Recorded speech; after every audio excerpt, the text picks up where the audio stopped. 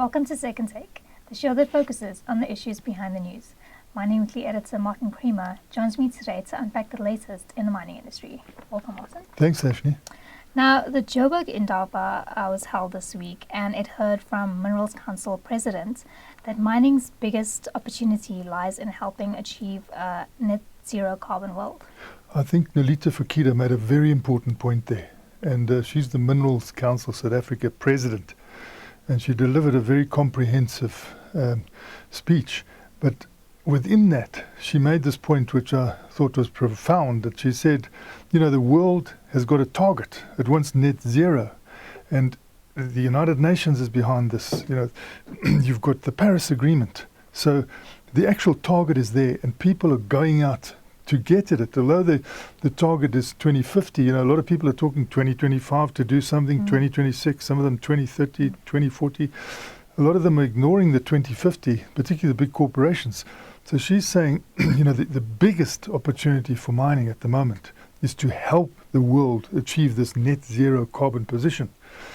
And it's a good message because there's potential growth here. We've still got metals and minerals that are in the ground, that are needed. These are critical metals and minerals. We need to extract those to be part of this world effort to be a net zero. We've got all the platinum group metals, which is great. We need to make sure that the world doesn't sit up and say, hey, have you got enough supply here? We need to make sure that the supply is there. And then we need to be getting involved in the other metals, the lithiums, because the world is obviously going to need an enormous amount of this if they're going to achieve their targets. Already, if you listen to the various analyses and all these webinars that have been having, they're saying, wow, this is a very difficult target to achieve. We haven't actually got the metals and minerals to do this. So it's a massive opportunity, and I think that we need the growth as well. And so you've got doing good, decarbonizing, and at the same time making sure your economy starts to lift. And that was a good point, I think, made by Nolita Fakida.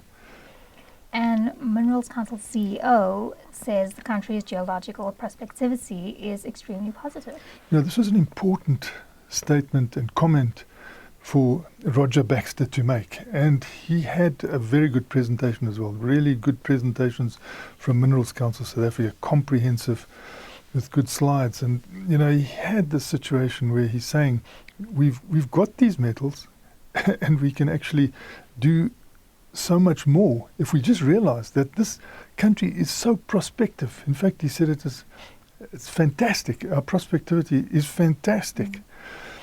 But there are so many things slowing it up. When last did we do proper exploration?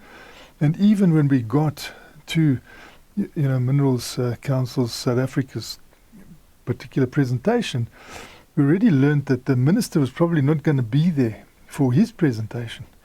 And you need those government people there because they did make a commitment that in 5 years, we would have 5% of the global investment in exploration. I mean, 3 years has elapsed.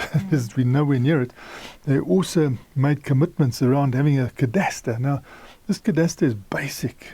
It is so basic that our wonderful fellow African countries, Cameroon and Zambia and all the Botswana is going to get a fantastic one next month, and all the countries around us have got this cadastre. It seems like a no-brainer. What is wrong with you guys? Just go to the shop and buy a cadastre and put it in. Yet, this thing drags on. And one wonders, what are these conditions that people are applying to suppliers that are so onerous that they just walk away? So we're not doing the right thing here, but at the same time, I think there was a serious lack of government representation at Mining Indaba. It was very well represented by business and labour. I mean, I've never seen labour sit there, on a stage and different unions give their viewpoints and being interrogated along the way. So you had labour coming to the party very well, I thought. You had the mining industry like never before. I mean, everybody was sponsoring this thing. But where was government? And unless the government is there, you can't move forward. Even though in many instances, like the cadastre, Minerals Council South Africa is almost saying, we'll put it in, we'll do it for you. But still, you can't get anything. And that is really hurting the economy of this country and not allowing us to play our proper part, in the zero carbon emission. And lastly, the Indaba also heard that development should be the only conversation that South Africa should be having now. And it drew massive applause. I mean, what happened was, here's Mark Kudafani. He's no longer with Anglo-American. He's in Johannesburg. He comes to this Indaba. He's there all the time.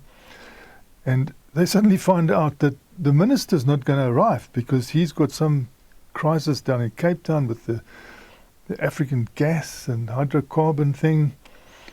And he can't make it. So, they had to find someone quickly. So then they said to Mark Kudafani, can you fill this gap? He wasn't even on the schedule. And can you say what you think the minister should have said? Which I thought was very important at that point. And Mark Kudafani, he's got his heart in Africa. He's got his head that comes from Australia. So, between the two of them, he can really give you a heartfelt type of solution. And, he was saying, don't go beyond development. It's development that is needed here, non-political development. And I was glad that all the unions were listening to this, that, this is going to benefit you. It's what everybody needs in South Africa. Okay, you might have different viewpoints when it comes to wages and all that sort of thing, but you agree, we've got to develop. We've got to have infrastructure. We've got to have this port infrastructure. We've got to have water. We've got to have proper rail. We've got to have, of course, the electricity. And so the focus now should be on development number 1, development number 2, development number 3. Go for this development because it's non-political. Take the political dogmas and throw them away. He says, anyway, what's happening to world politics? You don't see the left and the right anymore. It's totally different. The world has changed. So why do we have to let our old political ideology hold this up when we're going to affect our citizens? We're going to affect our economy, our grandkids, everything. So you must agree, everybody, that if you involve yourself in development, it's not political. This is national development. So he's saying that's the only conversation we have because it is so important at the moment. If we don't do this, we could have another many wasted years. And we had those 9 wasted years behind us. Are we going to have another 9 wasted years when we can't even go to the shop and buy a cadaster? It seems like very badly run, the various departments at the moment. And it could be fixed. It's just, often it's a question of getting rid of red tape, because he was saying, if you bid for a tender, a government tender at the moment, he said, and he's had international experience, Mark Kudafani said he's never seen anything so difficult in his life. To actually bid as part of an invitation that you get, it is so complicated. So what does that need? You just need a new signature for a streamline. And he said, why is it so complicated? He said, when business does a tender, you don't have all this problem. Why? Because they actually trust. There's trust. So they trust that the people that are bidding there are wanting to solve this, and there's a lot of competitors there, and they want to be in. So he's saying that is what is going to happen now between business and government. There's got to be trust.